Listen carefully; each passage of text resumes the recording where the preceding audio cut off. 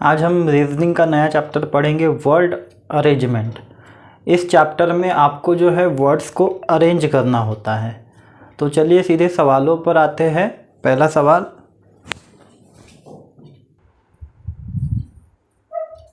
इस सवाल में आपको जो है डिक्शनरी में जैसे मतलब कि वर्ड्स को अरेंज दिया रहता है अल्फ़ाबेटिकल ऑर्डर में, वैसे इसको अरेंज करना है और बताना है कि पहले कौन आएगा। तो अरेंज करने की जो प्रोसेस है, एक बार अगर एक सवाल समझ गया ना तो बाकी पूरे सवाल आपको समझ जाएंगे। इसमें सबसे पहले देखेंगे पहला लेटर तो सबका सेम है, ए। तो इससे हम ये नहीं बता सकते कि पहला नंबर किसको अरेंज करना है, पहले किसको रखना है। तो यहाँ पर ए से तो नहीं पता चलेगा, तो फिर आगे वाला अल्फ़ाबेट लेंगे। हर एक का अब दूसरा अल्फ़ाबेट से जो है डिसाइड होगा कि पहले कौन सा आएगा। तो इसमें जैसे कि सी है तो ए बी सी डी में सी पहले आता है, उसके बाद में आखिर में देखा जाए तो टी आता है, फिर टी के पहले आर आता है, इतना तो आपको पता है। और अगर सी के पहले देखा जाए तो बी आता है। तो इसमें सबसे पहला जो है यहाँ से दूसरे अल्फ़ाबेट से जो है हर इस वर्ड्स के दूसरे अल्फ़ाबेट से पता चल रहा है कि यहाँ पर सबसे पहले किसको रखना है। क्योंकि बी पहले आता है इसीलिए आप जो है जो हमारी जैसे कि डिक्शनरी में अगर देखेंगे ना तो डिक्शनरी में आपको अब्सेंट पहले दिखेगा, क्योंकि ये इससे आपको ढूंढने में आसानी जाती है। डिक्शनरी में दिया रहता है इस तरीके से। तो यहाँ पर इन चारों में से जो है सबसे पहले किसको लिखेंगे, इसको पहले लिखेंगे, यानी कि 4 नंबर पहले आएगा। और ये कौन किससे डिसाइड हुआ, इसके दूसरे अल्फ़ाबेट से, क्योंकि बी पहले आता है इसीलिए हमने इसको पहले रखा। उसके बाद में आएगा सी, है ना, बी के बाद सी आता है इसीलिए इसके बाद में 4 के बाद में नंबर आएगा 1। उसके बाद में अब यहाँ पर जैसे कि इन दोनों में बहुत आसान है पहचानना, आर पहले आता है टी के पहले, तो इसीलिए आएगा 3। और फिर आखिर में आएगा जैसे कि 2 बचा है तो 2। तो इसका आंसर क्या रहेगा, 4 1 3 2 ऑप्शन में आपको दिख रहा होगा, तो ये ऑप्शन सही रहेगा। तो अब दूसरा और तीसरा क्वेश्चन समझते हैं, बहुत ही जल्दी हो जाएगा। अब तो समझ भी गए होंगे आप लोग कैसे करना है। तो पहले लेटर से नहीं समझ में आ रहा है तो दूसरा लेटर देखेंगे। इसमें भी ओ है, इसमें भी ओ है, इसमें भी ओ है, लेकिन इसमें यू है। अब यहाँ पर फैसला जो है इन तीनों का होगा। सबसे पहले देखो क्या है कि सबसे पहले एक चीज़ याद रखना है कि अब देखो ओ जो है पहले आता है यू के, इसीलिए सीधा सा मतलब है ये तो नंबर 4 हो गया अभी, मतलब कि ये सबसे लास्ट आएगा, है ना। इसको तो इसको सबसे आखिर में लिखते हैं, 3 नंबर सबसे आखिर में जाएगा अभी। अब इन तीनों में पहले कौन आएगा, दूसरा कौन आएगा, तीसरा कौन आएगा, अब ये पहचानना है। तो शुरुआत के 2 लेटर अब छोड़ दो, तीसरा लेटर देखते हैं। यहाँ पर यू है, यहाँ पर तीसरा लेटर एन है, एन पहले आता है यू के, ठीक है। उसके बाद में इसके पास तीसरा लेटर ए है, तो यहाँ पर तीसरा लेटर था यू, यहाँ पर एन था और यहाँ पर ए था। अब इससे फैसला हो रहा है कि ए पहले आएगा, है ना, फिर उसके बाद में एन आएगा ए के बाद, फिर उसके बाद में यू आएगा, इसीलिए सबसे पहले कौन आएगा, 4 नंबर आ जाएगा। उसके बाद में 2 नंबर आ जाएगा और इसके बाद में आएगा यू यानी कि 1 नंबर, और सबसे लास्ट में कौन था, 3 नंबर। तो इस तरीके से ऑप्शन में आपको दिया रहेगा, तो इसका आंसर ये रहेगा। ये हो गया 2 नंबर का सवाल। अब 3 नंबर का देखते हैं। इसमें शुरुआत के 3 लेटर जो है सेम है, C O N C O N C O N C O N C O N, sorry यहाँ पर यू है। तो यहाँ पर जो है एक चीज़ पता चल गई कि देखो एन तो पहले आता है, तीसरे लेटर से समझ में आ रहा है। इसका तीसरा लेटर अलग है, क्या है, यू है, एन के बाद यू आता है, यानी कि ये आएगा सबसे लास्ट में, 5 नंबर सबसे लास्ट में होगा। अब इन चारों में फैसला करना है। तो पहले 3 तो सेम थे, इसमें तो पहले 4 सेम दिख रहे, 5वां भी जो है सेम लग रहा है, ये इसमें और इसमें, ठीक है। अब यहाँ पर जो है पहले 4 लेटर सभी में सेम है। अब 5वां लेटर देखते हैं, इसमें 5वां लेटर आई है, इसमें 5वां लेटर ई है, इसमें 5वां लेटर ए है और इसमें भी आई है। अब इसमें पांचवा लेटर और इसमें पांचवा लेटर सेम था, इसलिए अब हम इनका छठवां लेटर भी इस्तेमाल करेंगे बाद में। पहले इन दोनों में फैसला कर लेते हैं। इन दोनों में पहले कौन आएगा, ये आएगा, यानी कि 3 नंबर।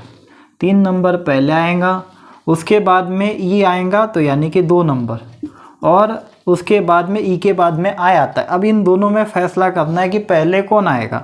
तो देखो आई के बाद में यहाँ पर एन है, यहाँ पर भी आई के बाद में एन है, तो इससे फैसला तो नहीं होगा। चलो फिर आगे चलते हैं। उसके बाद में एन के बाद में यहाँ पर यू है, यहाँ पर एन के बाद में यू है, ये भी लेटर सेम हो गया। उसके बाद में यहाँ पर ए है और यहाँ पर ओ है यू के बाद में, तो यहाँ से जो है फैसला हो जाएगा। यहाँ पर ए है और यहाँ पर क्या है, ओ है, तो इससे क्या फैसला होगा कि पहले कौन सा लेटर आएगा। पहले आएगा ए यानी कि 1 नंबर, और उसके बाद में आएगा ओ यानी कि 4 नंबर। तो इसका आंसर क्या रहेगा, 3 4 1 4 3 2 1 4 5, ये इसका आंसर हो जाएगा।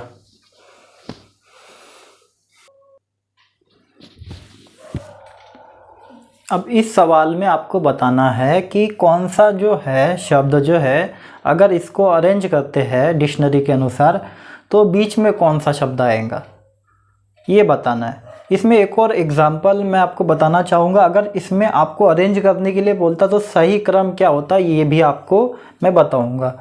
ऐसा सवाल कभी आ सकता है पेपर में, तो आपको ये भी चीज़ पता होनी चाहिए। देखिए एक चीज़ तो यहाँ पर है कि यहाँ पर सब में ओ है पहले, ठीक है, उससे नहीं पता चलेगा तो दूसरा लेटर उसके तरफ देखेंगे। यहाँ पर वी है, यहाँ पर भी वी है, तो सीधी सी बात है वी पहले आता है डब्लू के।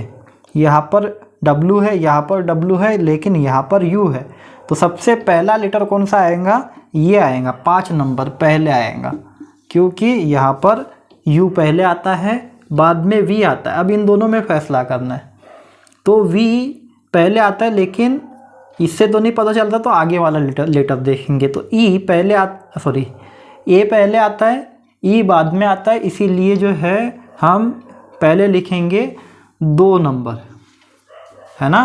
फिर उसके बाद में आएगा 1 नंबर। इसके बाद में इन दोनों में अब फैसला करना है, इन दोनों में कि कौन सा पहले आएगा। तो ये चीज़ भी आपको पता होनी चाहिए। यहाँ पर इन तीनों लेटर सेम है, यहाँ पर भी सेम है।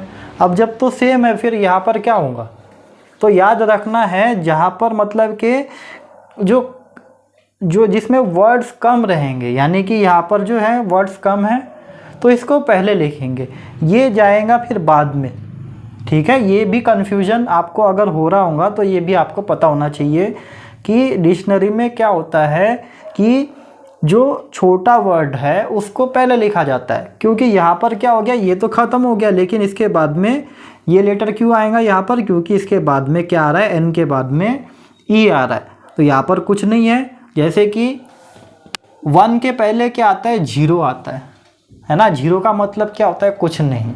तो वैसे ही जो है यहाँ पर पहले कौन आएगा, कुछ नहीं वाला, इसके आगे में कुछ नहीं है तो ये पहले आएगा। इसके आगे में क्या है, ई है, यानी कि कुछ है, यानी कि ये बाद में आएगा। तो इस तरीके से भी आप समझ सकते हो, तो कंफ्यूज नहीं होना है। 3 पहले आएगा, 4 बाद में आएगा, ये इसका सही क्रम होगा।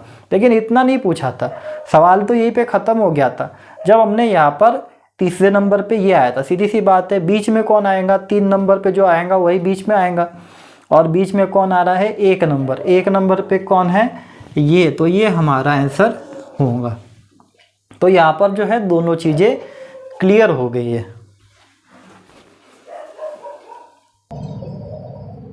अब 18 नंबर का सवाल देखते हैं, इसके बाद में बाकी के आप लोगों के लिए होमवर्क रहेंगे।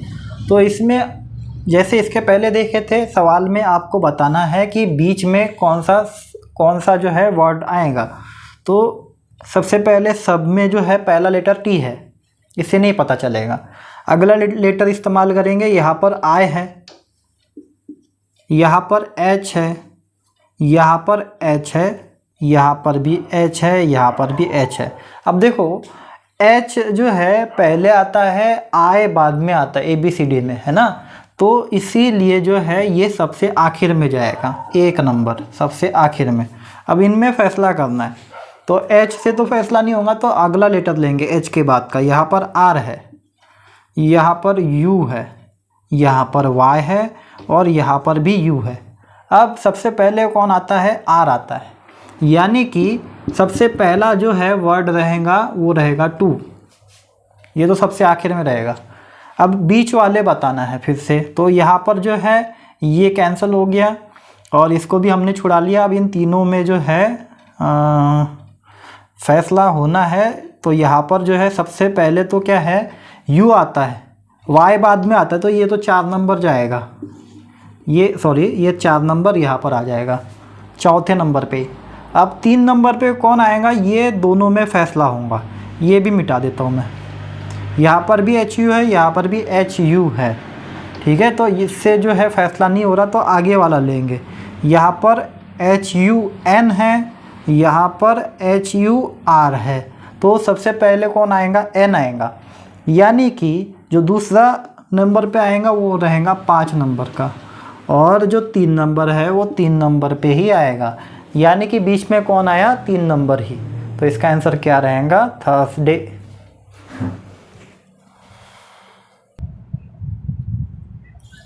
तो अब आते हैं हम अपने नेक्स्ट टाइप पर, टाइप नंबर 2, और इसमें आपको बताना है कि ये जो आपको शब्द दिया है इसी में जो अल्फ़ाबेट है इसी का इस्तेमाल करके आपको बताना है कि कौन से जो है लेटर बनेंगे, कौन से नहीं बनेगा, कौन सा वर्ड नहीं बनेगा इसका इस्तेमाल करके, ठीक है। तो यहाँ पर जो है सिंपल है, आपको बस ये देखना है कि इसमें जितने अल्फ़ाबेट है वो यहाँ पर प्रेजेंट है क्या। अगर है तो वो बन सकता है वो वर्ड इन अल्फ़ाबेट का इस्तेमाल करके, अगर वो नहीं है यहाँ पर तो वो नहीं बनेगा, ठीक है। तो देखते हैं सवाल। यहाँ पर क्या दिया है? जैसे कि स्पेंड दिया है, तो स्पेंड में S यहाँ पर है क्या है? P भी है यहाँ पर, E भी है यहाँ पर, ठीक है, N भी है यहाँ पर, ठीक है, और D भी है। तो यहाँ पर जो है यह इसके सारे अल्फ़ाबेट यहाँ पर इसके पास में है, तो ये बना सकते हैं। समझ में आ गया? इसके बाद में यहाँ पर देखते हैं, P तो है यहाँ पर, ठीक है, R है क्या? यहाँ पर है, I भी है यहाँ पर, उसके बाद में D यहाँ पर है, उसके बाद में E भी है। तो ये भी वर्ड हम बना सकते हैं इसका इस्तेमाल करके, इससे ये भी बना सकते हैं। फिर इसके बाद में फ्रेंड तो बहुत सिंपल है, क्योंकि यहाँ के सारे जो अल्फ़ाबेट है यहाँ पर है प्रेजेंट। अब आते हैं इसके पास, तो आप लोग सोच में पढ़ रहे होंगे कि ये भी तो बनता है, F भी तो है इसके पास में, R भी तो है, E भी तो है, लेकिन यहाँ पर जो है क्या है? F तो है, R है, E जो है यहाँ पर एक ही बार है, और यहाँ पर कितनी बार दिया है? 2 बार। तो आपको ज़बरदस्ती का नहीं लगाना है, जितने अल्फ़ाबेट यहाँ पर है उतने ही आपको लेना है। अगर एक बार है तो एक ही बार लेंगे। तो यहाँ पर जो है 2 बार ले लिया ई को, इसीलिए जो है ये गलत है ना, क्योंकि यहाँ पर जो है एक बार ही दिया है ई। तो यहाँ पर ये वर्ड जो है हम नहीं बना सकते फ्री को, तो इसका आंसर क्या रहेगा? ऑप्शन 4। अब आते हैं दूसरे सवाल पर। तो यहाँ पर आपको फिर से वही बताना है कि कौन सा जो है वर्ड हम इससे नहीं बना सकते। तो जैसे कि COM यहाँ पर है और E भी यहाँ पर दिख रहा है, तो ये कम तो बन जाएगा, तो ये तो सही है। इसके बाद में ये देखते हैं, D है यहाँ पर, A है क्या इसके पास में? A भी है, N है क्या इसके पास में? तो N भी है। उसके बाद में C है क्या यहाँ पर? तो आपको एक एक अल्फ़ाबेट चेक करते हुए जाना है। तो D A N तो यहाँ पर हमको मिल गया, लेकिन C जो है यहाँ पर हमको यहाँ पर दिख रहा है, तो C भी है, ठीक है, मुझे लगा नहीं है कैपिटल C। तो यहाँ पर C भी है, उसके बाद में E देखते हैं, E भी है और R भी है। तो डांसर ये शब्द भी यहाँ से हम बना सकते हैं। अब आते हैं 4th, रेस। R यहाँ पर है क्या? हाँ, यहाँ पर है। उसके बाद में A है क्या? यहाँ पर A भी है, C भी है और E भी है, तो यानी कि ये भी शब्द बना सकते हैं। अब लास्ट वाला शब्द बचा है, तो सीधी सी बात है यही हमारा आंसर होगा, लेकिन फिर भी चेक कर लेना, अपना काम है। तो प्रैक्टिस कर दे तो पूरा देखेंगे। R यहाँ पर दिख रहा है, उसके बाद में E भी जो है यहाँ पर दिख रहा है ना, उसके बाद में C भी जो है यहाँ पर दिख रहा है, O भी दिख रहा है, लेकिन यहाँ पर क्या दिख रहा है कि R जो है 2 बार आ गया, और जबकि यहाँ पर R जो है एक ही बार है। तो ये जो है नहीं हो सकता, ये पॉसिबल नहीं है। हम ज़बरदस्ती जो है 2 आर नहीं ले सकते। तो ये जो है हमारा आंसर होगा, ये शब्द जो है इससे नहीं बना सकते। तो इसका आंसर क्या रहेगा, ये ऑप्शन 4। तो इस तरीके से जो है बहुत सिंपल जो है ये सवाल है, मेरे ख्याल से समझ गए होंगे आप लोग, और बाकी के सवाल जो है आप लोग अब कर सकते हो।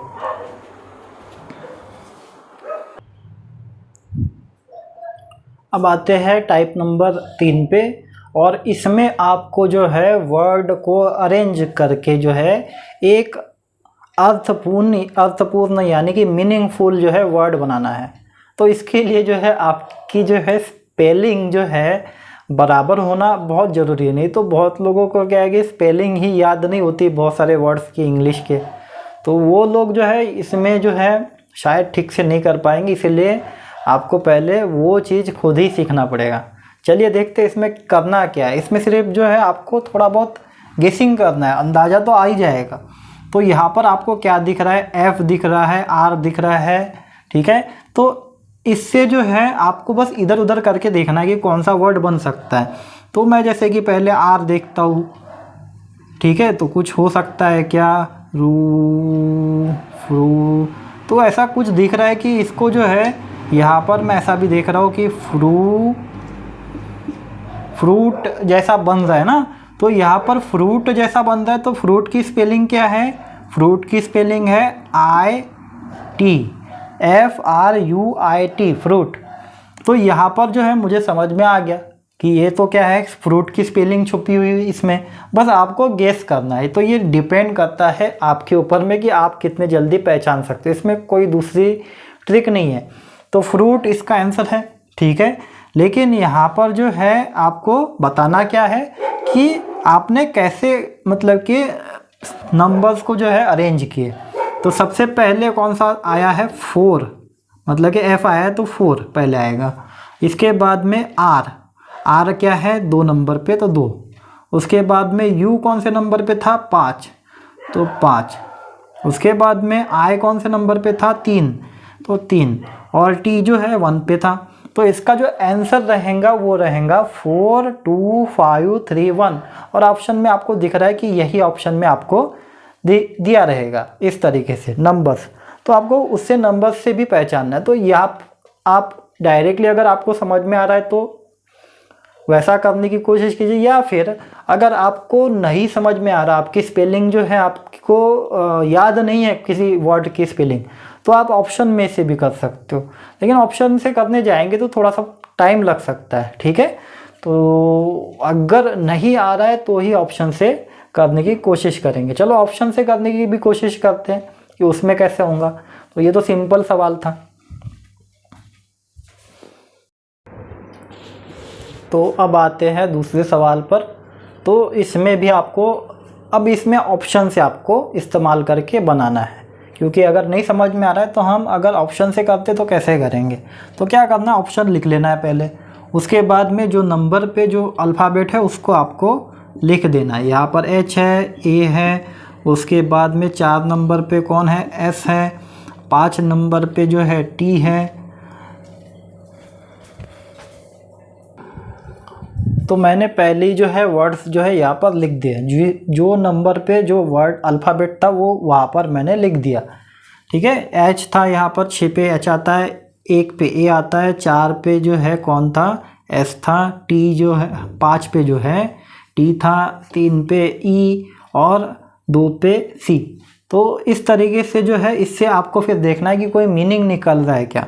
तो हैशटैग एक मीनिंग निकल गया इससे। तो इससे कोई आपको अगर स्पेलिंग और उसका मीनिंग याद है तो ही आपको ये समझ में आएगा। अगर आपको पता ही नहीं उसका मीनिंग क्या होता है तो आपको नहीं समझ में आएगा। उसके बाद में चेस्टी। तो चेस्टी ये जो है इसका मतलब होता है पवित्र। तो ये एक मीनिंगफुल वर्ड बन गया। तो इसमें जो है बाकी तरफ आपको देखने की ज़रूरत ही नहीं। तो इसका आंसर क्या रहेगा, ऑप्शन 2। तो ये भी जो है आपको पता होना चाहिए कि उसका मीनिंग क्या है, नहीं तो फिर आप जो है इसका मीनिंग आपको नहीं पता रहेगा तो आप जो है इसको नहीं छुड़ा पाएंगे। तो ये हो गया सेकेंड नंबर का क्वेश्चन। थर्ड भी देख लेते हैं।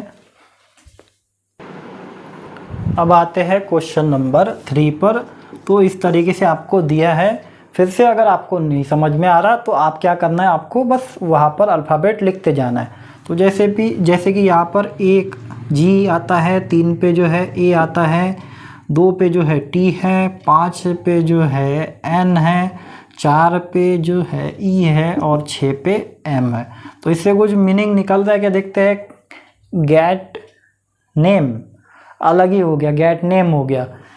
तो ये इससे तो कोई मीनिंग नहीं समझ में आ रहा। दूसरा देखते हैं, यहाँ पर जी आएगा, 3 पे जो है ए है, उसके बाद में 2 पे जो है टी है, और 6 पे जो है एम है, 4 पे जो है ई है और 5 पे जो है, ठीक है, गेट मेन। कुछ मीनिंगफुल थोड़ा बहुत लग रहा है, लेकिन फिर बाकी आगे भी देख लेते हैं, इससे भी अच्छा कोई मीनिंगफुल निकल रहा है क्या। गेट मैन हो गया, वैसे तो गेट मैन हो सकता था इसमें, है ना। तो ये मीनिंगफुल तो नहीं लग रहा, थोड़ा बहुत इसमें करेक्शन लग रहा है स्पेलिंग का। 3 नंबर पे देखते हैं, 6 पे कौन है, एम है, 3 पे जो है क्या दिया है आपको, ए दिया है, उसके बाद में 5 पे जो है एन दिया है, उसके बाद में 6 पे जी है, 1 पे जी है और 4 पे ई और 2 पे जो है टी है। इससे क्या लग रहा है, मैन गेट हो गया। तो यहाँ पर जो है इससे भी कोई मीनिंगफुल नहीं निकल रहा है। यहाँ पर देखते हैं 6 जो है, यहाँ पर तो लगभग सेम ही लग रहा है, एम ए और 1 पे क्या था, जी था, और सिर्फ यहाँ पर थोड़ा बहुत अल्फ़ाबेट का हेरा फेरी हो गया। 4 पे जो है ई है और 2 पे टी। अब यहाँ पर देखो क्या बन रहा है, यहाँ पर बन गया मैग्नेट। अब मैग्नेट का मीनिंग तो सबको पता ही है क्या होता है। तो मैग्नेट जो है एक मीनिंगफुल वर्ड हो गया। तो इसमें आंसर क्या रहेगा, ऑप्शन 4, इससे जो है एक मीनिंगफुल वर्ड बन रहा है। तो इसमें जो है इस तरीके से आपको ये सवाल करते जाना है।